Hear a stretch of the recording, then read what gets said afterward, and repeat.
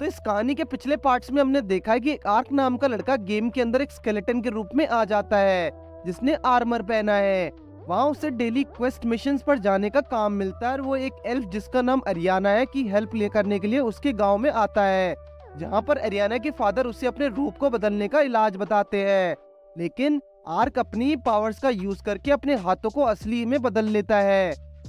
अब कहानी में आगे आर्क और एरियाना को एओलेफ नाम की जगह पर जाते हुए दिखाया जाता है, जहां उन्हें कॉन्ट्रैक्ट के अनुसार कुछ लोगों से मिलने जाना है। फिर आर्क याद करता है कैसे कल रात उसका शरीर वापस आने लगा था, लेकिन वो सिर्फ कुछ ही टाइम के लिए था। उस रात वो दोनों एक शॉर्टकट का रास्ता लेने का फैसला करते हैं जो कि घने जंगल से होके गुजरता है। फिर वहाँ के होटल की वेट्रेस उन्हें बताते हैं कि इन दिनों उस रास्ते से जाना खतरे से खाली नहीं है, क्योंकि कुछ भेड़िए पिछले कुछ दिनों से 10 लोगों की जान ले चुके हैं। लेकिन उन दोनों को खुद पर भरोसा है कि वो मिलकर किसी भी खतरे से निपट सकते हैं। ओलेफ राज्य में राजकुमारी को एक फंक्शन में जाने के लिए तैयार दिखाया जाता है। वो काफी जल्दबाजी में होती है और वहाँ बिना किसी गार्ड के अकेले जाना चाहती है। उसे निकलते वक्त कोई चुपके से देख रहा होता है। जंगल में एरियाना आर्क को जंगली भेड़ों के खूबसूरत फर के बारे में बता रही होती है, जिन्हें एक नई दुल्हन के लिए अनोखा गिफ्ट माना जाता है। वो अपनी बहन के लिए फर लाना चाहती है क्योंकि उनके पास टाइम की कमी थी। उन्हें आगे जाकर कुछ भेड़िए नजर आते हैं, लेकिन वो सिर्फ एक छलावा था। आर्क बताता है कि इन भेड़ियों के पास अपने शिकार को कंफ्यूज करने की शक्ति होती है। जब भेड़िए उन पर हावी होने लगते हैं तो एरियाना अपना तजुर्बा दिखाते हुए उनका खात्मा कर देती है। आर्क का मैजिक अभी काम नहीं कर रहा, तो इसलिए वो सीधे उन जानवरों के लीडर पर हमला करता है। आर्क को वो लाल रिंग उसके गले पर नजर आती है जो उसने मॉन्स्टर पर भी देखी थी, इसलिए वो उसी रिंग को पहले काट देता है और तभी सब भेड़िए खुद ही वहाँ से चले जाते हैं। जब आर्क एरियाना को उस रिंग के बारे में बताता है तो एरियाना उसे फर लेने की रिक्वेस्ट करती है। वहीं यूरियाना को अपने भाई डार्कस पर एल्व्स के काला धंधा करने का शक हो जाता है। वो अपने मिशन पर जाने से कतराती है और क्योंकि उसे लगता है कि उसके भाई बीच में अपनी टांग अड़ाएंगे, और तभी वहाँ एक हमले का झटका महसूस होता है। आर्क अपनी स्ट्रेंथ को बर्बाद होते नहीं देख पाता। वो एरियाना को उसे ट्रेनिंग देने के लिए कहता है। पोंटा को अचानक कुछ महसूस होता है और आर्क को अपने साथ वहाँ ले चलता है। वहीं दूसरी ओर यूरियाना और उसकी दासी को एक अनजान आदमी मार देता है, जो कि क्लॉक नाम की गैंग का होता है। वो सभी अपना मिशन पूरा होने पर एक दूसरे को बधाइयां देते हैं। ऐसा लगता है कि वो सब गुंडे थे और यूरियाना को जानते थे। तभी पोंटा गुस्से में लाल होकर उन सबको मार देना चाहता है और फिर आर्क वहां आकर उसे संभालता है। आर्क को ये सब देखकर गेम की याद आ जाती है। वो खुद को एक योद्धा समझता है जो आकर सबकी रक्षा करता है।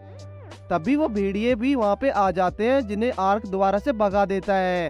फिर आर्क राजकुमारी को उठाकर वहाँ से दोबारा जिंदा करने की कोशिश करता है और कुछ देर बाद कामयाब हो जाता है। जब यूरियाना जागती तो उसे लगता है कि किसी एंजल ने उसकी जान बचाई है। आर्क वहाँ कुछ घायल गार्ड्स को छोड़कर सभी को रिवाइव करने में कामयाब हो जाता है और वो सब सोचते कि आर्क भगवान का भेजा हुआ एक फरिश्ता था। जिसके बाद यूरियाना अपने सभी गार्ड्स को कहती है कि हम अपनी नई जिंदगी को बेकार नहीं जाने देंगे और मिशन पर आगे बढ़ते रहेंगे। आर्क छुपकर ये सब देखता है और उसे अपने फैसले पर गर्व होता है क्योंकि उसने यूरियाना जैसी निडर राजकुमारी की जान बचाई। आर्क वापस आकर एरियाना से मिलता है जिसने सभी फुट तैयार किए हैं और फिर वो दोनों ओलेफ की तरफ चल देते हैं, जहां पहुंचकर वो कुछ बदमाश लोगों को एक यंग लड़की को परेशान करते हुए देखते हैं। लेकिन वो लड़की भी कुछ कम नहीं होती। वो सभी को एक साथ लड़ने के लिए बुलाती है और सबको बढ़िया मजा चखाती है। जब वो लड़की आग से नजर मिलाती तो उसे कुछ याद आता है। आर्क भी उसे देखकर पहचान लेता है कि वो भी फ्यूरी निंजा है। वो बताती है कि वो एक मिशन पर थी क्योंकि उसके लोगों को कुछ इंसानों ने बंदी बना लिया था। उससे आर्क की प्रेजेंस काफी इम्प्रेस करती है। फिर आर्क अरियाना को इंट्रोड्यूस करते हुए बताता है कि उन्हें वहाँ पर किसी ने ट्रैफिकिंग कॉन्ट्रैक्ट के लिए बुलाया है, लेकिन वो उन्हें जानते नहीं है। वो लड़की आर्क को अपना नाम बताती है जो जेनसन क्लैन की एक निंजा है। आर्क को वो लड़की पसंद आने लगती है और वो सोचता है कि उनका दोबारा मिलना नियति का एक खेल है।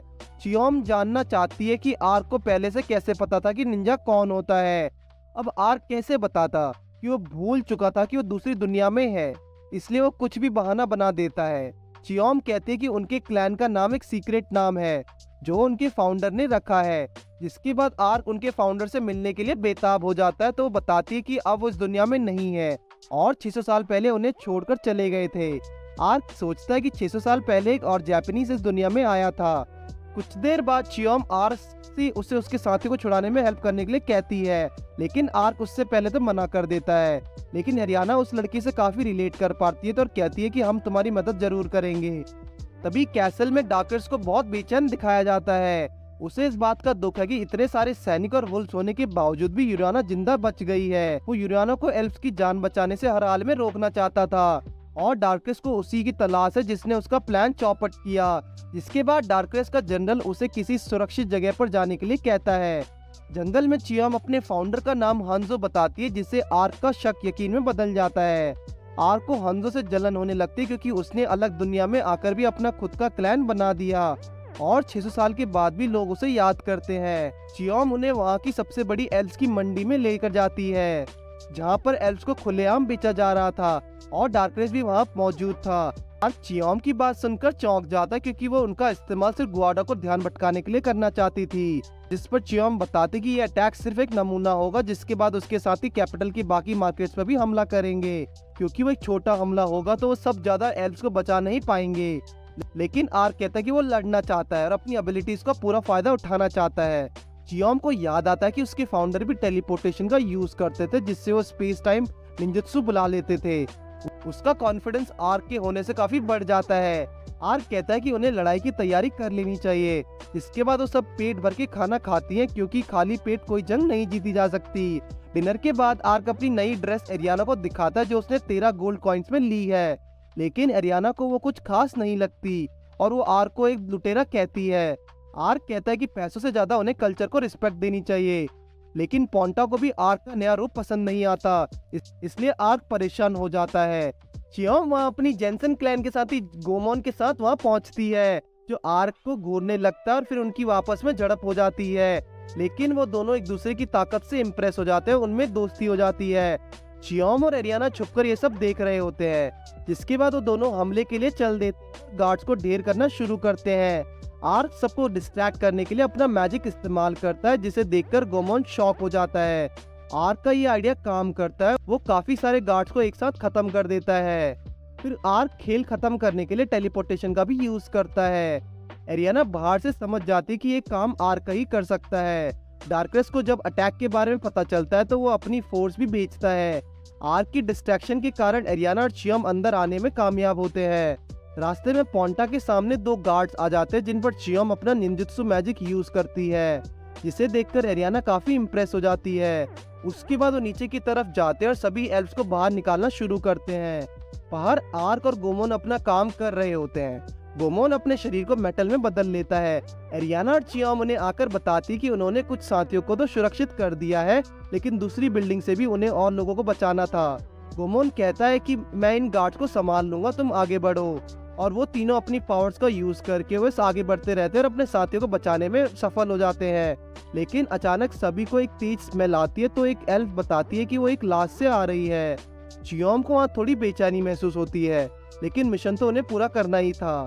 तभी गोमोन से लड़ने के लिए गार्ड्स की बड़ी टोली वहाँ पहुँचती है और आर्क सभी को अपनी टेलीपोर्टेशन इस्तेमाल करके सुरक्षित जगह पहुँचा देता है।